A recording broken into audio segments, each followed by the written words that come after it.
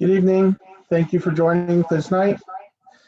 We're just going to wait a couple minutes as people are logging in. We have 1,400 people, over 1,400 people registered, and we're just going to give them a time to get in.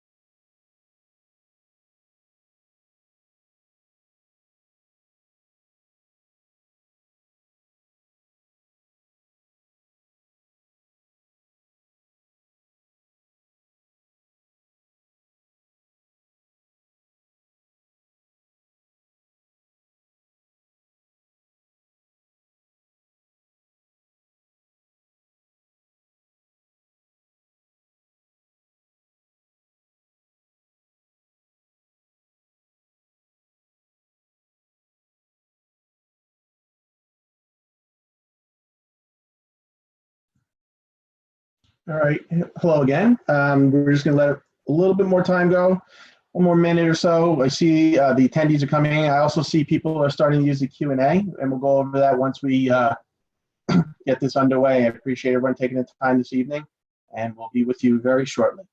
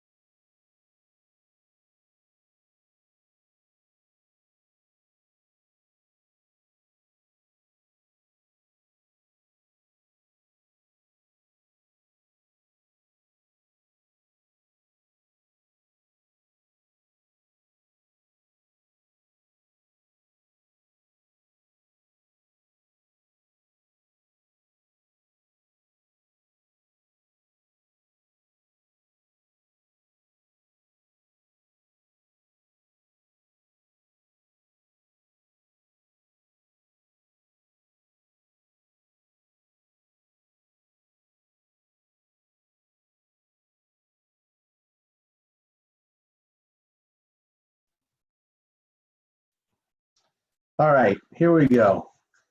People are joining, but we're going to just get started in the interest of time so that we're cognizant of everybody's time. So good evening and welcome. I'm Kevin Edwards of Allied Physicians Group. Thank you for joining our webinar titled COVID-19 and Your Kids, What You Need to Know from Your Trusted Health Experts. Our hope is to provide you with valuable answers to many of the questions you are facing during this pandemic. Tonight's webinar topics will include talking to your children about quarantine and social distancing, allergies and asthma concerns, children and adolescents' mental health needs, using telemedicine for sick and well visits, and the panel at the end will answer some of your questions. Our speakers this evening come from some of the largest pediatric groups across our country.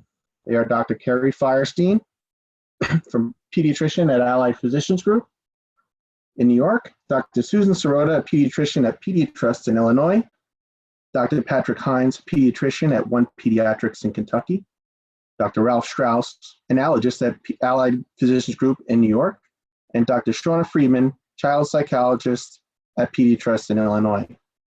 Before we get started and Dr. Hynes takes away, we have a few housekeeping details. We'll have time at the end for a Q&A. Please send us your questions through the presentation, through the Q&A feature located at the bottom of the screen, and we'll address as many as we can. And I see that there's already 35 open questions, so we'll try to get to those as we go through this. Following this webinar, we'll send out a link that has the presentation as well as some useful information. And in addition, the overwhelming demand for this presentation to happen has led us to already put together next week, same time, same channel, part 2.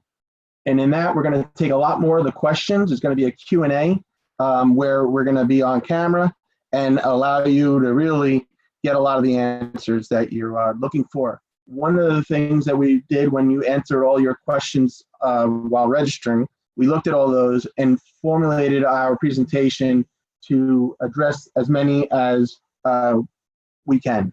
So we have questions at the end that you sent in. We also will be addressing the questions in the Q&A. So again, I thank you for joining us. And I'd like to introduce to you Dr. Hynes, and he's going to be talking about our first topic. It's talking to your children about quarantine and social distancing. Dr. Hynes, I just unmuted you, and you are set to roll. Very good. I'd like to welcome everybody in Chicago and New York and Louisville. Kevin, if you'll go to the first slide. I get the pleasure of trying to break all this down and make it understandable for everybody on an easier level. So we'll start with the basics. What is a virus? So basically a virus is a teeny tiny germ, way smaller than anything you can actually see. You can really only see them with a microscope. The viruses are what make us sick. They can't really do much on their own. They need to live inside another creature, which we call their host, to kind of survive. And to do that, they need some way to get into our cells. Next slide. So basically, what is the coronavirus? It's also called COVID-19. COVID-19 stands for Coronavirus Disease 2019. Doesn't stand for Chinese virus. You may hear a lot of adults talking about coronavirus, and basically this is the new kind of virus that's spreading around the world. It's called corona because that means crown in Latin, and the virus looks like you've got a spiky crown, basically, made up of molecules that we call proteins, and those proteins work like keys to let the virus get inside of a cell. So you may ask where this came from. This virus was first found in a city in China called Wuhan. It was identified in December 2019. They think the virus may actually come from bats, and from there it hops into another animal, which then gave it to humans. They're still trying to figure all this out, and the scientists are spending a lot of time to try to figure out the origin of the virus. How does the virus get into the cells of the body? Like we said, those proteins kind of function as a key. The virus enters cells using a special door on the outside of human cells. So the virus needs a key to get into the cells. In this case, the virus uses those spikes on its surface to use it as a key to open up the door. Once it's inside the cell, the virus makes a lot of copies of itself. These copies will then break out of the cells, and that's what lets the virus infect other cells. At some point, they make too many cells for the normal cells to handle, and that's when we get sick. I'm going to leave it on this slide. Viruses basically make people sick by making them not work properly, the cells within their body. Like we said earlier, a new coronavirus uses a special door to get into the cells, and those doorways are on the cells in our nose and in our lungs. If the virus grows too fast in the lungs, that's what makes it really hard to breathe. And that's what's called pneumonia. So when a sick person sneezes or coughs, drops of a lot of snot and spit fly out of their nose and their mouth, and the virus lives in these drops. Luckily, our body has an army to fight germs like the coronavirus, and that's what's called the immune system. When a virus enters your body, the immune system attacks the virus. You know how when you get a fever or a headache or a runny nose when you're sick? Well, that's really caused by your immune system, and it's actually a good thing. All these symptoms are signs your body's fighting the virus. Most people who get COVID-19 will just have symptoms like a cough or a fever or a runny nose. Doctors really aren't sure why, but some people do tend to get really sick from the virus. Some people's immune systems may not fight hard enough, which makes them a lot sicker. Other people's immune systems may fight too hard, hurting their own cells, and both of these make people a lot sicker. So how will you know if you get the virus? There's a special test to see if you have COVID-19, and if you feel sick, you would tell your parents, and then your parents will call the doctor to see if you need the test. The test probably is going to be a lot like the flu test. where they put a Q-tip up your nose and test the snot for the virus. They're working on a lot more accurate tests as fast as we can. Doctors continue to make new discoveries about fighting the virus every day. So as a kid, what can you do to help? You can help stopping the virus by washing your hands. So that means suds up really good, rub between your fingers, get your fingernails all clean, get between your fingers. You wash for about 20 seconds, which is basically singing the ABC song. And then you try to keep your hands off your face. That's probably the most important thing, is not rubbing your face or your eyes or your nose or putting your hands in your mouth. That way, if there's any virus on your hands, you won't get it into your body, and that way it won't make you sick. So remember, when you're coughing or sneezing, to kind of cough into your elbow. Sadly, it's kind of like you're dabbing, but we won't go into that. And you stay home if you're sick. So is this something we should be worried about? There's really no need to worry too much as a kid, because adults are working really hard to keep kids and other adults safe. So even if you do get the virus, kids usually don't get really sick from it. It's more like a mild cold. But you as a kid have a really special role to play in protecting others. Older people, like your grandparents, really need your help to help try to stay healthy. This means washing your hands and staying home if you're sick. It may mean skipping your activities and not going to school if your principal or other grown-ups decide that's the best thing to do. This helps slow the virus down to really protect the older and the sicker people. So when you hear parents talking about social distancing, this is what they're talking about. Next slide. What's being done to keep us safe? Basically, doctors and government officials and the CDC and the World Health Organization are working really hard to make sure families stay safe. That's why they ask people to cancel activities like sporting events. They may close schools to stop the virus from spreading, which we've already done throughout most of the country. They'll tell you to keep your distance from other people when you're out. All these tricks make it hard for the virus to jump from one person to the other. You try to stay about 6 feet away from each other so the virus can't go back and forth. Because when you cough and sneeze, that's how far the virus spreads and all those particles that come flying out of your mouth. By doing this, this is basically what we're talking about. We talk about flattening the curve. You want to make sure everybody doesn't get sick all at once. So doctors are working really hard to try to care for all the sick people. The scientists are doing everything they can to make a coronavirus vaccine as quickly as they can.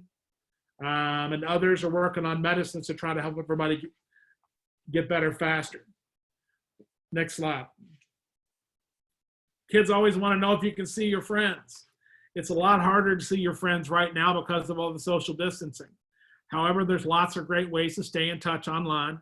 You probably already know all about these. You can get really creative in doing this. There are ways to play games and have fun with your friends online, even when you're not able to see them in person. The most important question is the last one. When will the coronavirus outbreak end? The problem is nobody really knows for sure. If you see your parents watching the news and you see Dr. Fauci on TV, Dr. Fauci's answer is always the same. The epidemic will end when the virus decides the epidemic will end. We really don't know for sure right now, and I know that's not what anybody wants to hear. Using math, we can try to make some educated guesses. Left on its own, the virus could take many months to spread all around the world, and then time will tell how much longer it's going to be. But that doesn't mean your city will be affected for that whole time. But as soon as they get a vaccine, we'll be able to stop the virus just as soon as scientists can create one. And that's the quick and dirty on the basic science of the coronavirus. Thank you very much, Dr. Hynes. And I think it's important to, this is a parent-focused and a patient-focused webinar. And so I really appreciate you kind of speaking to the patient side of it. Up next, we have Dr. Strauss. And Dr. Strauss is going to be speaking to us regarding allergies and asthma concerns. And by the number of questions that we received, I think this is a very hot topic that a lot of parents are concerned about. Dr. Strauss has taken the time to review almost all the questions that were presented in the registration form. And we believe that, in the next section here, a lot of your questions will be answered. We will also follow up at the end with some other questions if need be. So I'm going to introduce Dr. Strauss. Hi, and thank you for tuning in. I'm going to give you my assessment of coronavirus 19 or COVID as it applies to allergies and asthma in both adults and children. Let me tell you a bit of my background. I trained in pediatrics and the specialty of adult and pediatric allergy and immunology in the early days of the AIDS epidemic in New York in the 1980s. There was a tremendous amount of anxiety, fear, and misinformation in that era too. Time gave us clarity and helped us manage that disease so much better, as it has with virtually every other disease. Much of what I will tell you today is based on a consensus of reports from doctors and scientists around the world. Realize that with time, some of the advice that you hear today may change as we adapt to new information. I am going to incorporate, as Edward said, some of the many excellent questions we have received into this discussion. Next slide. First question is, how can I tell whether I have coronavirus or allergies? The symptoms I listed on the right side, fever, cough, shortness of breath, are now what we know as characteristic symptoms described in adults with COVID. It is also well established that children are more likely to present with mild symptoms, and severe disease is rare in kids. There is clearly some overlap when symptoms are mild. Classic allergy symptoms of sneezing, runny nose, and itchy eyes are not prominent with COVID, and fever is not a symptom of allergy. People with allergies describe feeling tired and run down. Coronavirus patients often describe feeling like they were run over and have trouble getting out of bed. People with allergies have reduced sense of taste and smell due to severe nasal congestion. But COVID patients, interestingly, can lose their sense of smell without any other nasal symptoms. That usually returns after a couple of weeks. The bottom line is the difference is quite dramatic with significant coronavirus symptoms. Can I have the next slide, please? So the next question is, should I treat my allergies any different this spring season? Well, now more than in past years, it makes sense to treat allergies very aggressively. Number one, you want you and your child to be comfortable. You don't want to add to any of the anxiety that you're already experiencing. Number two, you do not want neighbors or friends to confuse allergy symptoms of cough and sneeze with COVID. And finally, if you or your child are silent or asymptomatic carriers, as we suspect a significant portion of the population may be, you do not want to help aerosolize the virus by sneezing repeatedly and having a cough or a drippy nose. In terms of treatment, don't forget the simple measures of using air conditioning to filter pollen. If you're going out for a walk or to play, pollen counts are lower in the evening and after it rains. The medicines I've listed are safe and effective.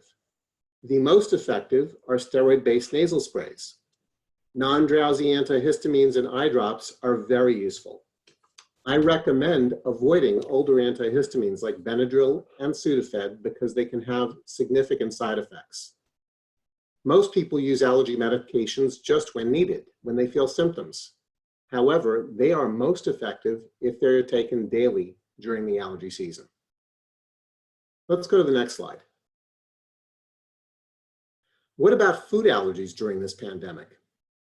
You may think your children with food allergies are much safer at home with you, not eating out in restaurants or at school. Many of you are busy cooking, creating new dishes, and following new recipes. However, mistakes can be made. The brands you normally buy in stores may not be available, and you may find yourself substituting with new ones. Be sure to double check the labels for allergens. I have already seen several accidents. For those of you in an area where emergency rooms are overwhelmed, like New York City, many allergists, including me, have recommended a modification to the usual food allergy action plan. The normal recommendations apply. Any two symptoms, hive and cough or nasal symptoms, or severe symptoms such as vomiting, abdominal pain, fainting, or severe hives after possibly ingesting an allergen, go ahead and use the epinephrine injector. When in doubt, always use epinephrine, such as your Auvi-Q, EpiPen, or generic equivalent. Then the usual recommendation is go to the ER or call 911. Now we have recommended a change. Giving epi aggressively because you want to shut down an allergic reaction early in its course makes sense. But then we now recommend that you stay in place. Take a deep breath. Encourage your child to relax and stay calm. Look at your watch and wait 15 minutes. In most cases, that is all you need to do. Epinephrine is the antidote for anaphylaxis of any cause, and most will respond dramatically. If you go to an overwhelmed ER with a person that is stable, the ER will not make them a priority. It is best to stay home and wait and watch under such conditions. This does not apply if you or your child have a past history of severe reactions requiring overnight hospitalization or ICU admission. In that case, you're going to call 911 immediately. If your child is not getting better or getting worse, give a second dose of epi and call 911. If you are not in the New York or Long Island area, I recommend you contact your local doctors and ask them what they would recommend. The situation is evolving in most of the country, so there may come a time when this is a recommendation in your area. Let's go to the next slide. What is the risk of the coronavirus in people with asthma? Based on the current reports, well-controlled asthma does not increase your or your child's risk of a bad outcome.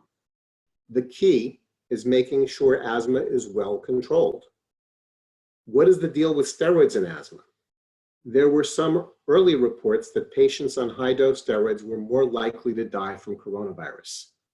That is misleading because patients in the ICU with severe disease, such as the respiratory distress syndrome, are treated with high-dose steroids. I have also seen reports saying that oral steroids given early in the course of infection may be helpful in preventing inflammation. That is unclear at this time. However, the low-dose inhaled and nasal steroids that we use to treat asthma and allergies routinely are not associated with bad outcomes. On the contrary, they help keep asthma under control and should be used as prescribed. If your allergies or asthma are out of control, a short course of an oral steroid such as prednisone may be very helpful, but contact your doctor first. Do not start on your own if you have some left over. Next slide, please. What are the changes in asthma management during this pandemic? Our evaluation of asthma is based on two indicators. One is symptoms, coughing, wheeze, shortness of breath, and two, pulmonary function or spirometry. Normally, we recommend a pulmonary function test where you blow into a computer as hard as you can to assess lung capacity in kids old enough to do them. Generally, that's over the age of 6. In the coronavirus pandemic in our New York area, most offices are not doing this because we don't want to risk contaminating the equipment, and we don't want people to blow as hard as they can in an office setting. For a similar reason, we don't use nebulizer treatments in the office, as those machines can help aerosolize the virus from a possibly infected person and get others sick. If your child is most comfortable using a nebulizer at home, it's okay to continue. Don't have anyone else in the room who does not need to be there. If your child can use an inhaler and spacer, I recommend it in ordinary times as well as now. It is more efficient in delivering the medication than a nebulizer and takes far less time. Keeping your and your child's asthma under control has never been more important. Number one, you want the lungs in optimal condition if you get sick. Number two, you want to minimize your and your child's chances of winding up in an urgent care center or emergency room. You want to rely on the controller medications, such as Flovent, Pulmicort, Qvar, Dulera, Symbicort, rather than using the rescue or reliever medicines like albuterol. Any albuterol use, cough or shortness of breath, is a good reason to consider doing a telemedicine visit. Your doctor can help you assess whether this is normal for you, uncontrolled asthma, or perhaps anxiety. I am seeing a lot of people with coronavirus, but also many with trouble breathing as a manifestation of stress or anxiety. Asthma medication is not helping in that circumstance. Understanding that this is a normal reaction to the extreme conditions we are in now, and some stress reduction techniques can help. Final slide. Next slide. The final topic I want to address are some of your questions relating to the immune system. As Dr. Hynes said, we don't know why COVID strikes some people especially hard while others have mild symptoms. Anywhere from 20 to 30% of people may have been infected with minimal or no symptoms at all. It is useful to remember that influenza kills some healthy young adults and children every year as well. We do know the population at higher risk for severe coronavirus infection: the elderly and frail, those with high blood pressure, diabetes, heart disease, and other medical conditions are at increased risk. And those with compromised immune systems, such as patients on chemotherapy. With regard to the available tests, no test in medicine is 100% accurate. Those of you who have children with food allergies are familiar with the concept of false positive tests. Someone who tests positive on a skin or blood test, yet nothing happens when they eat the food. There are also false negative tests in medicine. Someone who actually has the disease, but the test does not confirm it.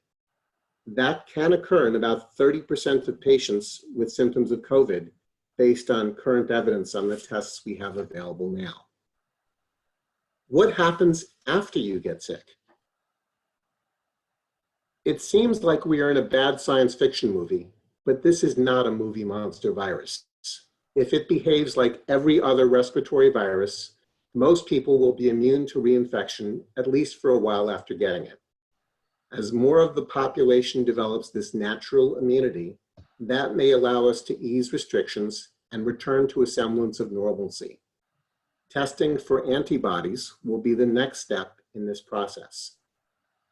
There is no treatment for this virus yet. The reports of improvement with malaria drugs like chloroquine and the antibiotic Zithromax are unconfirmed, and there are studies in progress to test if these and other treatments really do make any difference. As frustrating as it is, we need to wait for more data. Do not ask your doctor to write you a prescription just in case I get sick. I also do not recommend vitamins, supplements, or additives. There are better uses for your money. Finally, our images are colored by the statistics on the number of dead and hospitalized that we see in the news all the time. It is important to remember that most people who get this disease get better. Even in the highest risk categories, the majority recover fully. If you, your child, relative, or friend is sick, it is very scary, but stay calm, and the usual supportive measures of fluids, acetaminophen for high fever, and rest apply.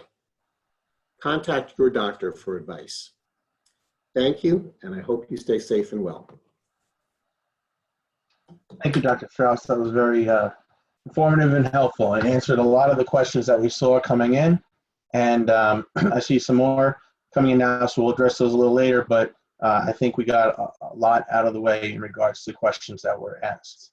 So next up is Dr. Freedman, and she'll be discussing child psychologist, oh, I'm sorry, I'm reading the wrong. She'll be discussing children and adolescents' mental health needs. So Dr. Freedman, I just unmuted you, and you should be set to go. Thank you so much. Good evening, everyone. So I will be talking about the mental health needs of children and adolescents during this pandemic. I want to preface by saying that the things I'm going to talk about may not apply to every single kid. Obviously, every kid is individual. This is just generally what we're seeing. So next slide. So first I want to talk about some common reactions to stressful situations in children and adolescents in general, but that also apply to COVID-19. So first of all, we tend to see unhealthy sleeping or eating habits during this time. For instance, difficulty falling asleep, difficulty staying asleep, as well as changes in eating, such as eating more, eating less. Those are things we commonly see. We also tend to see a lot of unexplained somatic symptoms. A lot of times anxiety and stress can be manifested through physical symptoms, most often through stomach aches and headaches. So that's something really to look out for. And like just they said in the previous presentation, that sometimes stress can really aggravate already known physical issues. Also, during stressful situations, we tend to see a regression of previously mastered milestones. A common one is potty training. You know, your child may have mastered that already, but then during this stressful time may regress with that. That will come back. They will be potty trained again. It's just more of a temporary issue. Of course, we see a lot of disruptive behavior issues such as irritability, acting out. Those are children's way of expressing themselves through their behavior. For adolescents, we also see an increase in substance use and abuse. So again, something really to monitor with your kids. We also see an increase in concentration issues, whether that be during e-learning, whether that's during family dinners, because children have a lot on their minds right now, and it's going to be harder for them to give that normal focus that they do. Of course, we see an increase in worry and or sadness for the obvious reasons of there's a lot going on, there's a lot of change, and that produces a lot of worry and a lot of different emotional reactions. If your child currently is struggling with different mental health issues such as anxiety, depression, disruptive behavior issues, we tend to see a worsening of that right now, not necessarily for every kid, but that's something definitely to look for if your kid currently is being treated for mental health issues. And then if your child has been treated in the past, let's say for some of these issues, some of these symptoms may return with anxiety, depression, and disruptive behavior issues. So next slide. So I want to address more specific COVID-19 concerns that may cause some of those reactions we just spoke about. So the first one is really the fear of contracting the virus. A lot of children are scared they're going to get it, but often what I've seen is that they're more concerned about their parents or their grandparents contracting the virus, given the statistics that we know of. So we all are experiencing disruption to our daily routines right now. Children thrive on routines, and right now their world is turned upside down. Their routines are completely out the window, and children are really responding to that. They're really, struggling not to be in their daily routines, especially during Monday through Friday of going to school and activities. So that's causing a lot of issues. As we all are experiencing, our normal everyday life is not the same anymore. And a lot of us are having to miss out on future positive events, such as big milestones like graduations, birthdays, important family experiences like vacations, holidays. And there's a grieving process to that. There's a grieving process of the life that they have known and the life that they were looking forward to, and that's on pause. And in conjunction with that, the unknown of when life will come back, and will they be able to go to different things in the future, such as camp, other vacations, etc. For most kids, they haven't experienced full e-learning before. Yes, in school, they're using computers and whatnot, but not exclusive e-learning from their home. So there's a lot of issues with that. You have children who have learning issues, attention issues, and that may not be the best environment for them, is through the computer at home without their teacher right there giving them instruction. So a lot of children may be really struggling with that big change. So in adolescence, we're seeing a big increase in depression due to that social isolation. So when children present with depression, one of the big things we talk about is not isolating yourself. Get out, see people, interact, do things. And now we're saying, well, you can't do any of that because we have to stay home. So of course, that's going to give an increase in depression during this time. We also see, for children, for adolescents who have struggled with suicidal ideation in the past, that may return, again, because of that social isolation. They're not maybe necessarily able to engage in the coping skills they normally would have.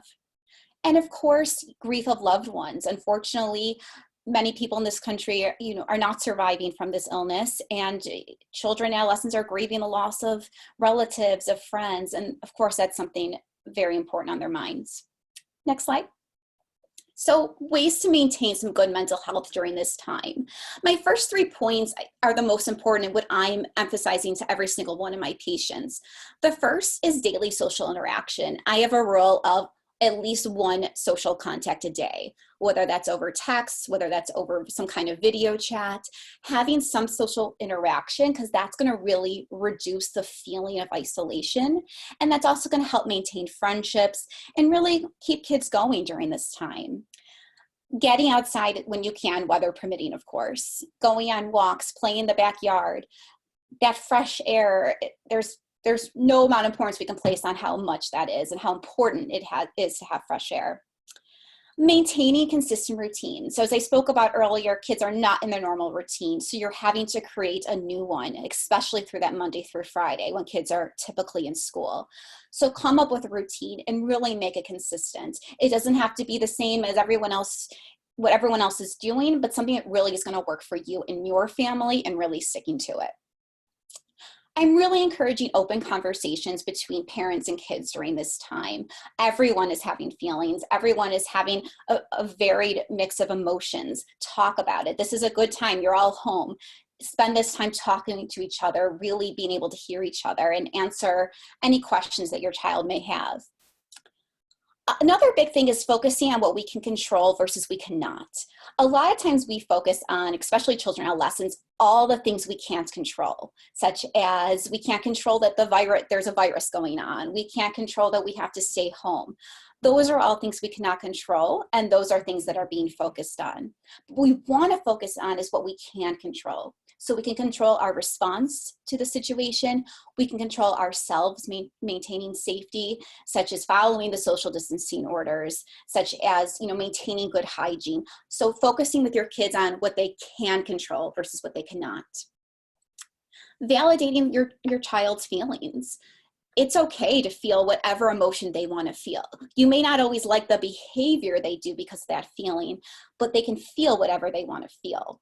So it's okay to validate your kids. Yeah, I'm scared too. Yeah, I'm frustrated too. That's important. They want to see that. They want to see that they're not alone. Reassurance of safety.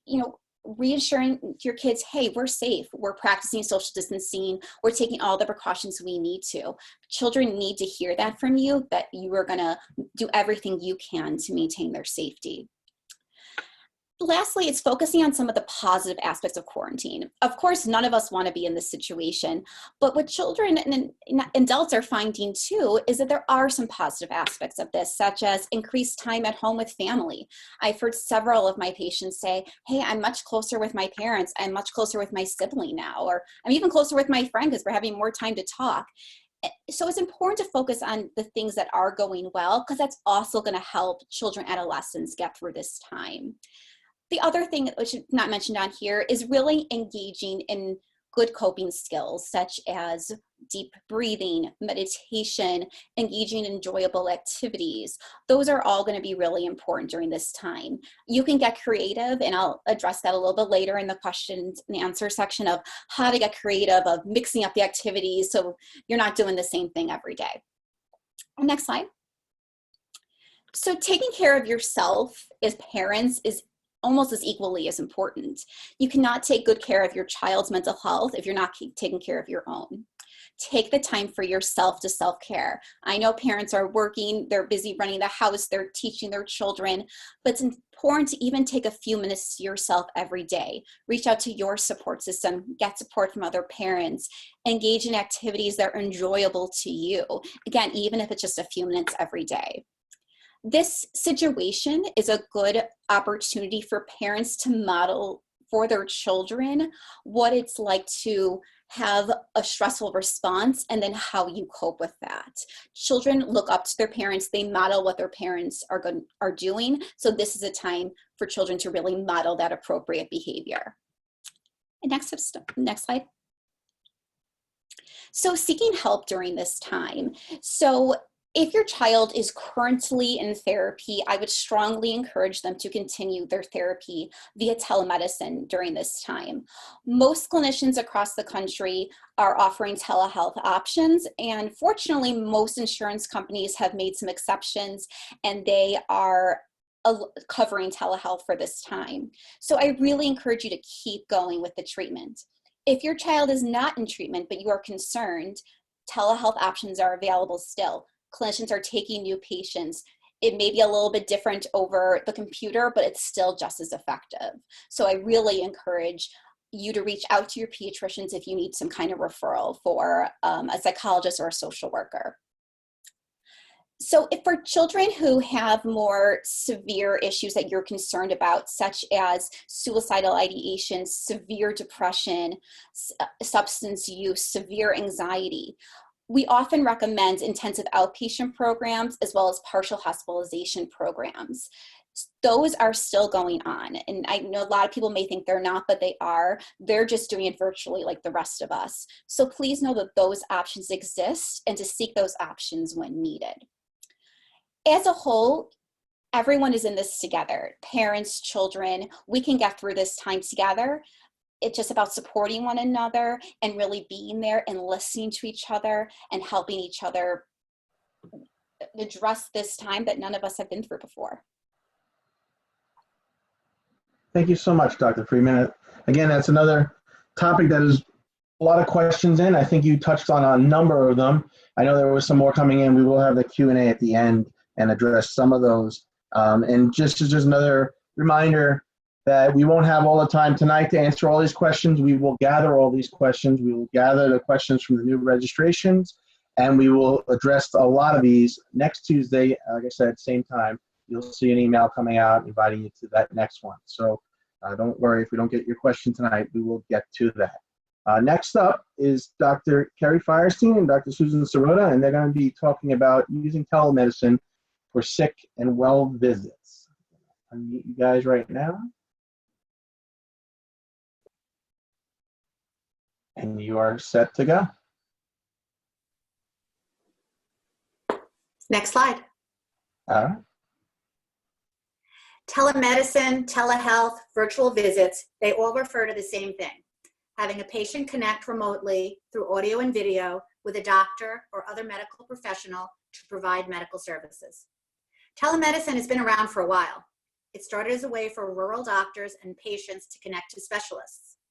Allied Physicians Group has been doing telemedicine for over 2 years as a way to connect to our patients when they can't come to our office. We used it mostly for rashes and conjunctivitis, follow-up visits, and medication checks. In the past, telemedicine was used mostly for convenience. Since the COVID pandemic, telemedicine is used mostly for safety. We are using it as the first line of communication with our patients. Telemedicine allows the doctor to assess patients in real time and decide who can safely be treated at home, who needs to venture out and be seen in person at our office, and who might require a higher level of care at the hospital.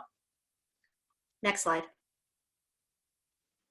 So let's take a closer look at telemedicine, and specifically what I want to review is what works well for us with telemedicine, what the limitations are, and what to do about well child visits.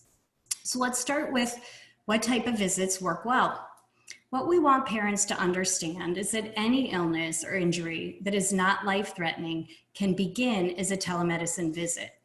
So during this pandemic, if you call us for a concern about your child, we're most likely to ask you to have a telemedicine visit with us. Remember, even though we are in the midst of a pandemic, children can and they do get other illnesses that we also need to take care of. So some of the common conditions that are particularly well suited to telemedicine include things like pink eye, mild cold symptoms like cough, congestion, and sore throats, allergy symptoms, rashes and acne, minor injuries, some GI concerns like constipation or diarrhea, prescription refills, and finally questions about your child's development or behavior concerns. So I'm sure it sounds great to never have to pack up your kids and head to our offices again, but there are some limitations to telemedicine, and there are even limitations now during the COVID pandemic. First of all, any diagnosis that requires us to use a diagnostic tool like a stethoscope or otoscope, or a diagnostic test that can't be done at home, will require a visit to be completed in person. Examples of this might be the need for a strep test before treating your child for strep, checking ears to diagnose an ear infection, or listening to your child's chest because we have concerns for maybe worsening asthma, wheezing, or perhaps a new pneumonia. So now let me specifically tell you how this looks during the time of COVID-19. If we're concerned about non-COVID conditions like ear infections, strep, worsening asthma, urinary tract infections, or maybe a more serious injury, we will make arrangements to bring you to our designated sick office or our designated sick hours. And in many cases, we may not even have to bring you into the office. Many times we will finish this visit by testing or examining your child in your own vehicle in our parking lot, or what many of us are starting to call curbside care, where that's possible. Again, we are really keeping the safety of your children and your family in mind as we go through this very strange time. Finally, you're probably wondering if checkups can be done by telemedicine. So virtual well visits are truly evolving as we speak. There are some places in the country where your insurance might cover these visits, and some places where that is not yet the case. Most pediatricians who are just starting to do these well visits by telemedicine are still trying to determine, once we're back to normal, what to do, because there's still things that we need to complete that are part of a routine checkup. Things like taking your child's vital signs, weighing and measuring your child accurately, doing a complete exam, and also sometimes the blood tests or screening tests like vision and hearing that go with your child's visit. So even if checkups by telemedicine are an option, not every well visit or not every checkup is going to be appropriate for telemedicine. For example, healthy newborns, life goes on and we see newborns, and healthy newborns need to be seen in the office. They need to be weighed, they need to be examined in a way that we can't do by telemedicine. And of course, well visits where your children need vaccines should occur in the office. This applies not only to infants, but also to the vaccines we give in preteens and teens for diseases like whooping cough and meningitis, and many more, many conditions and infections that are far more serious in children than coronavirus has shown to be. So for these well visits with vaccines, we have all made many changes to how we do things so that it can be done as safely as possible for you when you come into our office. Offices are restricted to well visits only, or well times of the day where we only see well visits.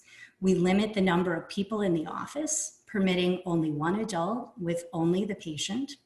In almost every case, temperatures are taken on the parent and the child when they come into our office, even before the visit. And we no longer use our waiting rooms anymore in pediatrics. We make sure that our patients go straight to the exam room, maintaining social distance the entire time in our offices. In fact, any registration activity or questions that used to be asked by our nurses when you came into our office, that time you had to have a little social time with our staff, that's not done in person anymore. We try to do all of that by phone in advance. Next slide. So we want you to be prepared. Now that you know a little bit more about how we'll be using telemedicine, what Dr. Fierstein and I would like is to give you some important tips on preparing for the visit. I'll start with a few and she'll go on to give you some more. First, we want you to choose the right place. Make sure you have good lighting. Make sure you're somewhere where you have a good Wi-Fi connection for your computer or your device that you're using. And choose a place where your child is comfortable in your home. I found that sometimes the floor is the best place to be when we're doing a visit with your toddler or infant. Be sure and choose a good time of day when you're scheduling an appointment. People have altered schedules now, as we've talked about, so try to avoid a bad time of day if a parent's working from home or if it's close to a meal or a nap time with your young child, because of course we all know what hungry and tired does to cooperation. For teens, it's important to make sure that they have access to a private location. Oftentimes we need to speak to them privately in a visit, just like we do in the office. It's a good idea to have some toys available to distract and occupy your child. And this is really no different than what we try to do when we see you in our offices. And just like you are often our second set of hands when we see you in our office, it's a good idea, if possible, to have a second set of hands when you do your telemedicine visit with us. Sometimes one of you needs to hold the child while the other can be helping with directing a flashlight or perhaps the camera on a phone to help us better see what we need to see on exam. And finally, one of my favorite ways to wrap up the visit is by asking my patients to share something with me that they're proud of, that they have at home, that they'd never be able to show me if we weren't doing a telemedicine visit. And I must say, I think this is as exciting for your children as it is for us as pediatricians. Next slide. Your telemedicine visit will be more productive if you prepare in advance.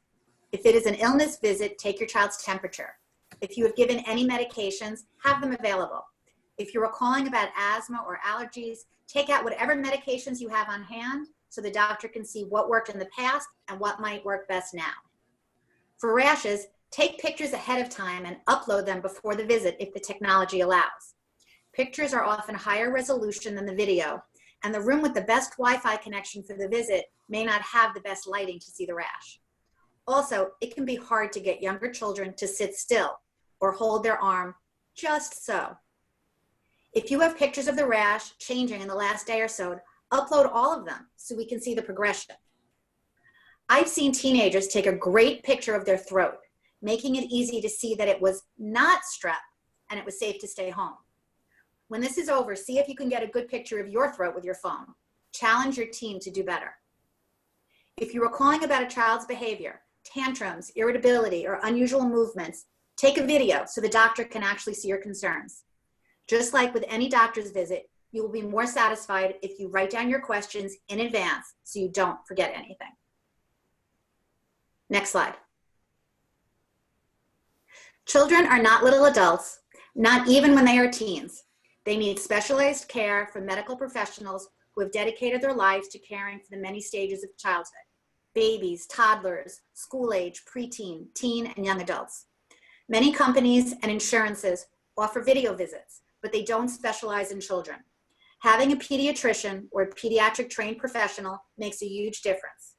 Even better is to have a pediatrician who knows your family and has access to your child's entire medical record. When we have access to your child's medical record at the time of the visit, important health issues that could contribute won't get overlooked or missed. We will know that this is the third episode of coughing, or that you coughed at the same time last year, which will help us make the correct diagnosis. Then we can provide continuity of care, either virtually or in person. I'd also like to put in a plug for the patient-centered medical home. All of us on this panel tonight have worked hard to become level 3 medical homes.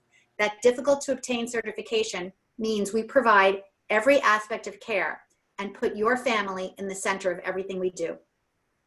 Your pediatricians are here for you, and we ask you to call us first, in all things, during this pandemic and after it, when we work together to find the new normal. Thank you. Newborns. There are a lot of questions about newborns, and I specifically asked to do them because this question is very close to my heart, as is that beautiful baby boy you see on the screen, my first grandson, who was born March 29th. So the question I'm answering is this.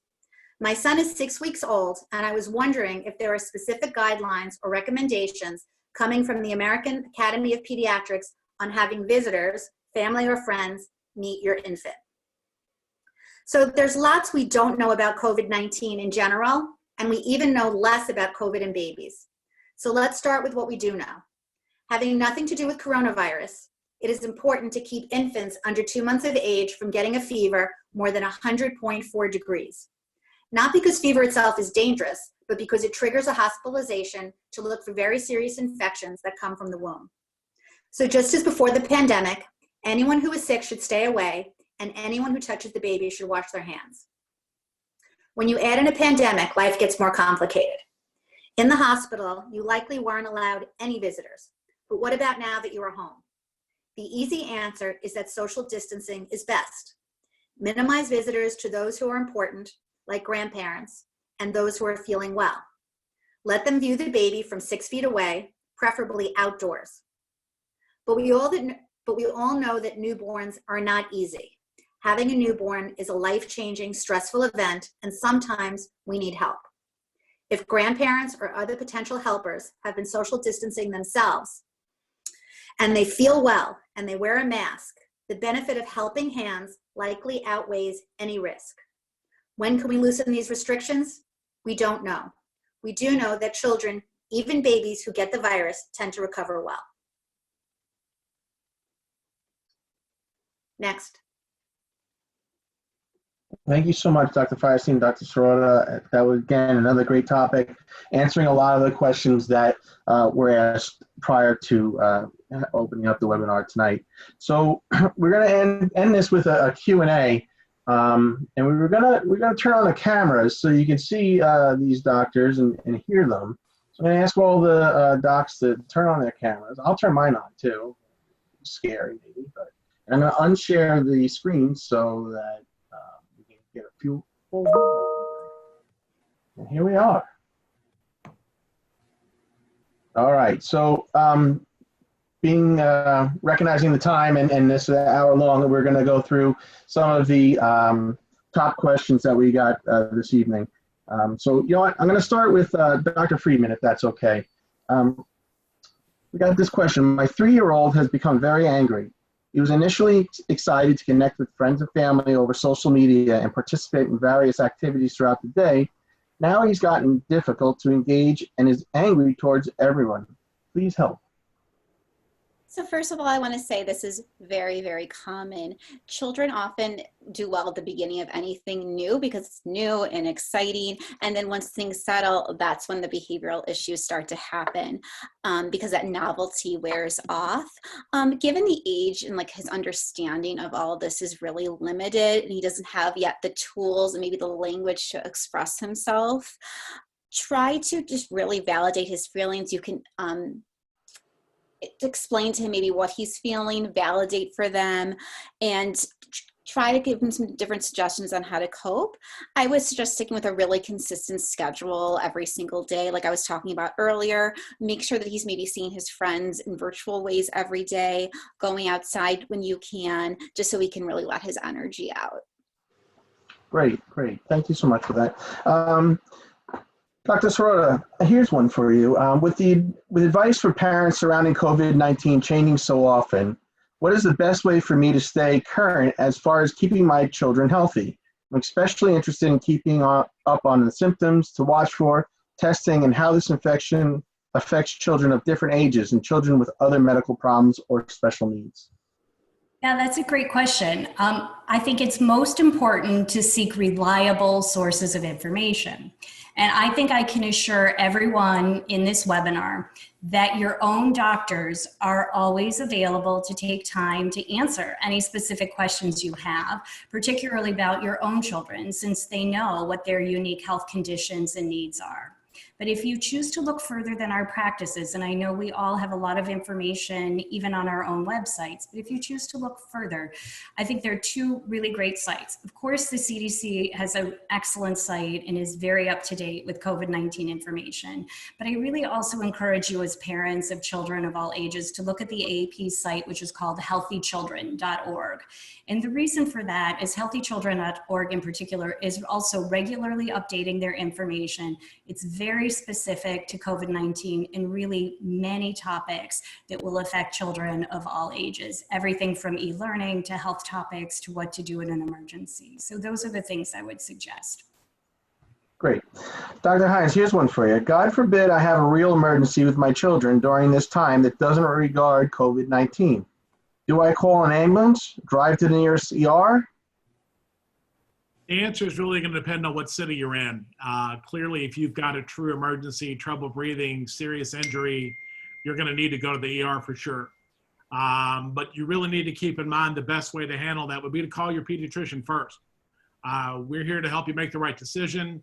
We know what's going on in our communities. We'd be able to best make sure you get the right care in the right place at the right time for your kids. We could see you in the office as we needed to. We could maybe see your child via telemedicine. We could just take a few minutes and help you decide what your next step is while everything's a little bit out of control. We've been there for you and your family all throughout the past. We're certainly not going to stop in the middle of an epidemic. That's important. That's true. Dr. Fierstein, here's one. You kind of touched on it, but I think it's important to kind of go over that again. The question is, I understand the importance of keeping up with the well care checkups for my baby. However, I'm just not comfortable bringing him into the office, even with all the extra precautions they are taking right now. Will pushing off my child's boosters from their 4 to 6 month well checks have a negative impact on their health? Or can the boosters just be postponed until I'm comfortable bringing him in to the office again? So the 4 and 6 month visits are actually not boosters. They're part of the primary series. Vaccine visits are vital to your child's health. We're protecting your child against whooping cough, pneumonia, meningitis. These really serious illnesses are much more dangerous for your child than COVID-19. So I suggest that you talk to your pediatrician. She'll go over the facts with you. Put fear aside. And once you look at the facts, vaccines will win every time. That's great. Dr. Strauss, I wanted to come back to you with one more, and we're getting up on the 9 o'clock hour, so on the East Coast, so maybe we'll end there. But here's a question for you. I wanted to know, when we get back to some kind of normalcy in our lives, do you recommend my daughter, who is asthmatic, to wear a mask for the rest of the year when outside in public until we have a vaccine of some kind? We can't guarantee safety. What are doctors' recommendations once banning gets lifted? Well, if you have a child with well-controlled asthma, you should treat them the way you do any other child.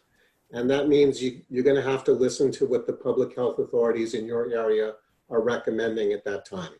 I think it's too premature to come up with a blanket statement about what you should do a couple of months down the line. Thank you.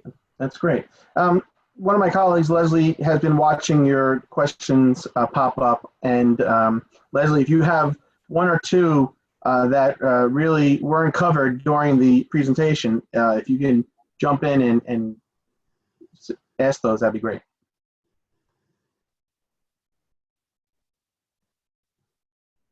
Sorry, just a moment. I want to come off mute. This would be for Dr. Freedman. How do you help kids deal with disappointment, such as missed field trips, sports, graduation? Mm-hmm. Again, first of all, validating that you're disappointed too. And this is completely normal to feel during this time, and really encourage some open conversations about it. This would be also a great time to get really creative. I saw one of the questions that came in was about, missing a piano recital a child has worked really hard for. Try to get creative with it.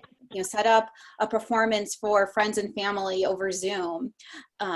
Make a scrapbook together of, the school year for if your child is sad about missing out on school events, just kind of as a way to remember this year and remember this time. So I really encourage us get creative, reach out to other families, see what they're doing, and, try to follow that as well. I have another one here. Is it okay to be outside in the backyard riding bicycles? Is it okay for my children to be outside? I think any of the pediatricians want to jump into that one. Yeah, I'll take that one. I think it's very important for kids to get outside every day where possible. But when they're outside, we just have to be sure that they're practicing social distancing. So it's okay to be outside playing in your yard, and the nicer the weather gets. I know we had some snow here in Chicago today, but the nicer the weather gets, the more I encourage it. But again, we don't want play dates in the backyard with neighbors at this point. While we're social distancing, we want to remember to keep that distance. And I do want to add, kids still need supervision. We're seeing a lot more accidents. If they're riding their bikes, wear their helmets. They can't just, go outside with sticks for hours, even though our grandparents tell us they used to do that. Great. Well, again, we're coming up on the hour here, so I want to thank all of you for joining us tonight. I want to thank the panel. I thought it was really worth the while to get everybody together and have these questions answered, as well as the topics with an overview. So I appreciate it. I know a lot of the parents, I'm reading the chats right now, they appreciate it tonight. We're going to continue this. We have a ton of questions that we're going to compile. Come up with a program that'll be next Tuesday at 8 o'clock Eastern Time. You'll get an invite. You can join the same way you joined this one. We'll also send a link to this webinar so you can review it. You can also share it. It'll also have content that you may find useful with some of the stuff that we went over tonight. So again, thank you, everybody. We appreciate you taking the time and look forward to seeing you next week. Thank Thanks for you. listening.